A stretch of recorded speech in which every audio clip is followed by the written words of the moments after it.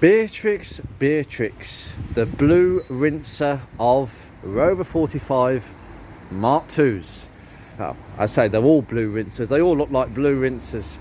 Anyway, what I was going to say is we've got another job to do. But before I talk about that job today, because, you know, all I wanted to really express to all my viewers, all the Rover people that have been watching me, thank you very much for supporting this channel and what I do. And it has kind of been encouraging to see the amount of people that now have a love for Rover 45 Mark IIs because as a result of what I've been doing on this channel. I think they've very much been a very unpopular car for a very long time, and they shouldn't have been, because they are an amazing car. They are just a Rover 45. They are nothing different, just some slight different build quality, different dashboard, which I love this angle of dashboard actually. I quite like that.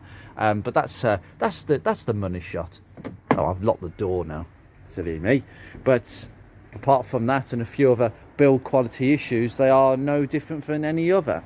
And about a week ago, I will tell you now, that I made a big decision, and the decision was really I'm keeping her long term. I mean, really long term, or permanently. She's a keeper. I am not letting this car go within the next 12 months. I kept saying that I would kind of drive it as a daily driver for 12 months, see how it goes, and I might move on to something else. But I've come to the conclusion very quickly that due to a variety of different reasons, this car is, one, big enough to be practical, highly practical with the hatchback. Even the saloon version's practical, but I think the hatchback is more practical because you've got the hatch. It's big enough to be practical, but not big enough to be a big wafting barge like a Rover 75, which I think is a completely unnecessary car in many circumstances. It is comfortable enough to feel as if it can be used and enjoyed, in the respect that I've been used to a Ford Focus Mark 1 with great handling, great driving characteristics, probably #1 up there in terms of best handling cars of all time. And that independent rear suspension is brilliant, and the Rover 45 again has the same ingredients, and it's just comfortable with this fantastic double wishbone at the front and the Honda independent rear suspension, which was in production for a good 20 years really before it was properly ditched. So it was proven, and this car was proven underneath. And as someone who has had owns a Mark 1 Focus and knows a heck of a lot about them, I think I'm in a very good place to say one thing. This car compares very well to a Mark 1 Focus in terms of how it drives and handles, and that is a superb credit to Rover and Honda for the fact that this car has a longer wheelbase, but it doesn't feel any less pointy around the roundabouts. And I know people from the Ford side of things are probably going to laugh when I say this, but this is absolutely true. I thought that this was going to be some wallowy, big, old man's barge, pipes and slippers, and absolutely useless in terms of being a fun car to drive, and quite the opposite. And actually what I've discovered is exactly the opposite of what I first thought. And for that reason, and another reason, because of how fun it is to drive, I've decided to keep it long term.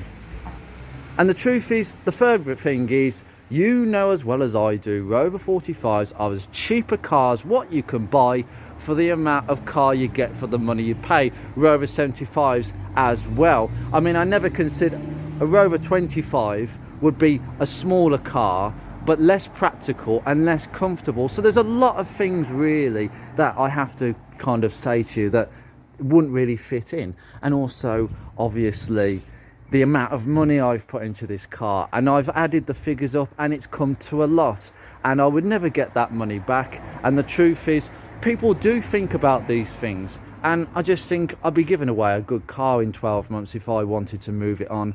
So this car is a permanent member of the fleet, and she will be treated accordingly, and she has been treated like that.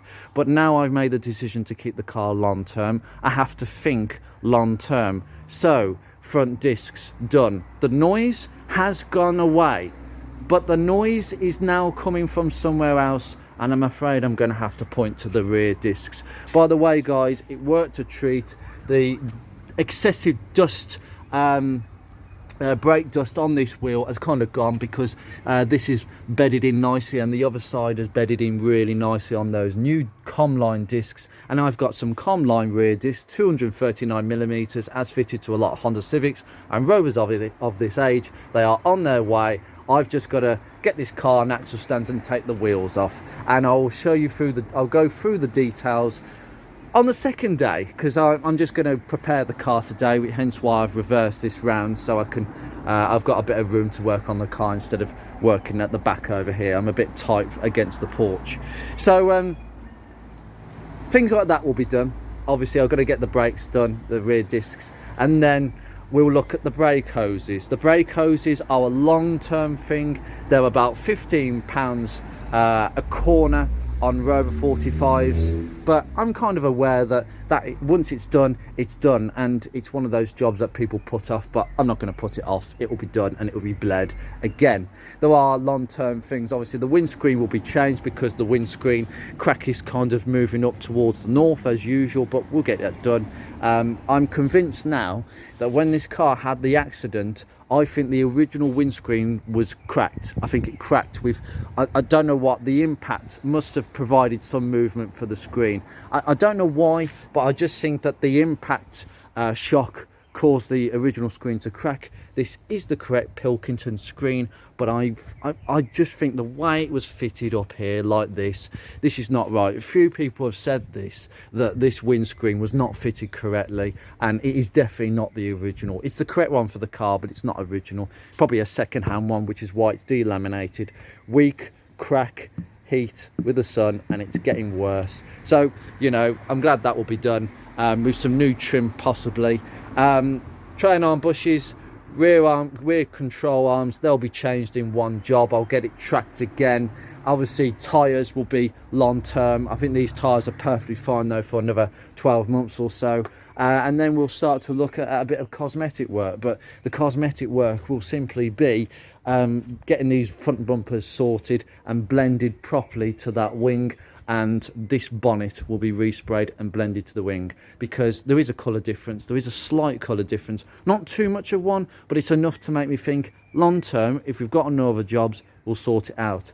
That drive plate has got to be done before that though. Cosmetics out the way. That drive plate is annoying, it's chirpy at certain RPMs, and it's becoming more and more obvious now I've changed the front discs.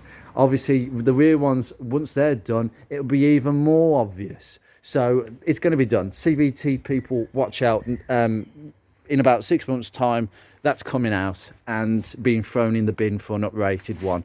I just think these are just amazing cars. I mean, look at the styling, the curvy styling. You don't get that on a Honda Civic Mark 6. They did such a good job with this car. They did it right first time, and that's why I love this car.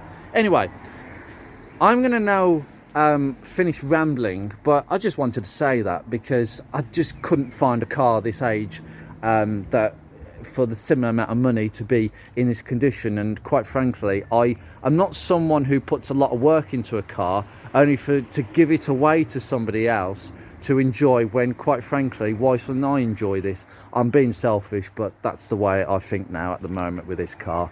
It will be giving somebody a car that is actually, it's just my car. It's got my stamp on it now, and you know, it's got my channel sticker on it. Anyway, with that announcement, let's get cracking. Pop, the sun has just come out. Goodness me, I thought it was going to be another one of those overcast days today. Now, what I'm going to be doing, guys, is doing this wheel alone. I'm going to do it on camera for you guys, and it's the same. I'm not going to repeat myself. I want to keep this video quite short because, oh yes, Andrew is going to a car show tomorrow, and the discs, oh yeah, they turned up today. So am I taking a bit of a risk by doing it today? No, these discs need to be changed.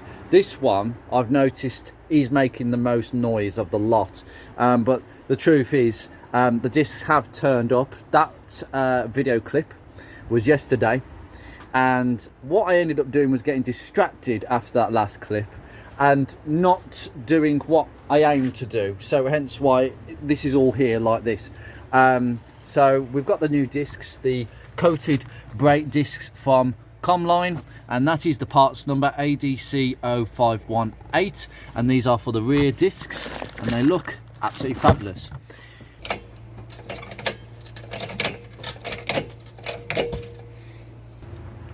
So,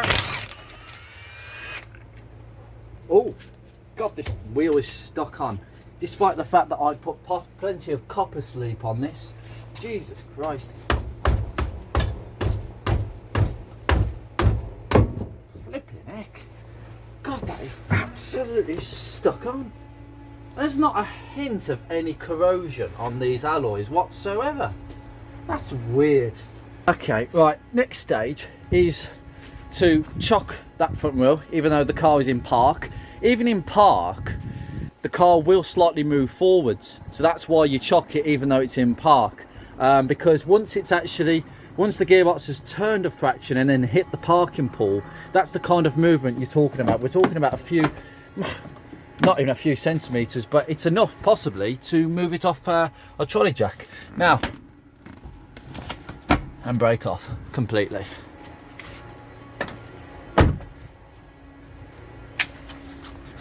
Now, what we have here is one scored brake disc.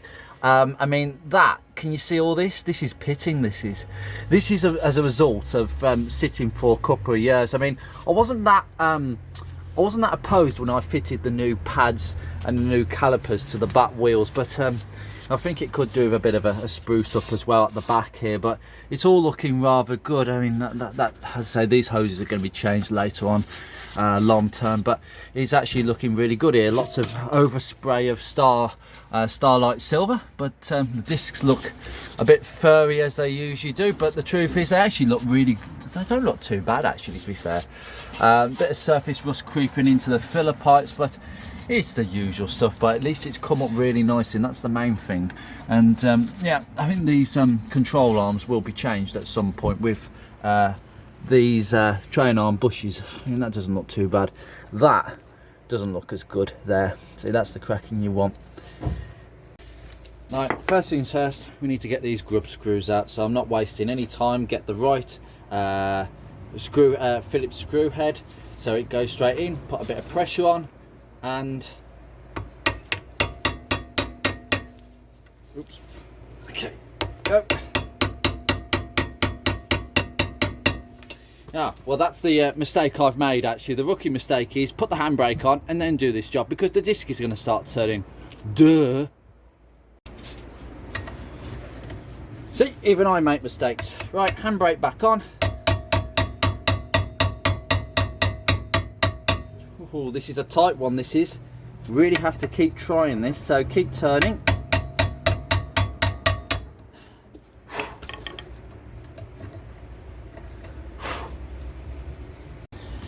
Well, first problem of the day. These will not come undone. So, goggles on. I'm not taking any prisoners with this whatsoever. Gas.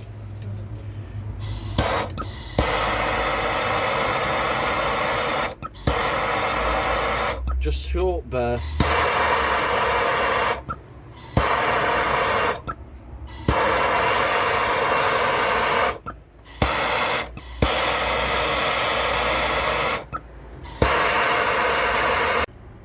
This is why I hate grub screws.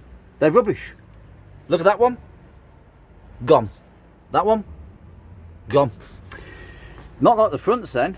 So, if you've got this problem and it just won't come off, I mean, the gas has probably done its job, but the problem is, and obviously plus gas as well, they just won't budge. They are literally seized in. Now, there's only one way of dealing with this, guys. And these grub screws are they're not necessary. They really are not necessary. They are merely there to keep this disc on the hub just about enough so that you can get your caliper on and your pads on without anything falling off. It is merely to help ease assembly. It's not there as a necessary thing. I mean, I might buy some more after this, but Really, honestly, what we need to do now is it's stopping us. We need to drill these out completely. This is going to be a bit of a job, but I'm just going to drill the hell out of these. Drill straight in. Excuse me.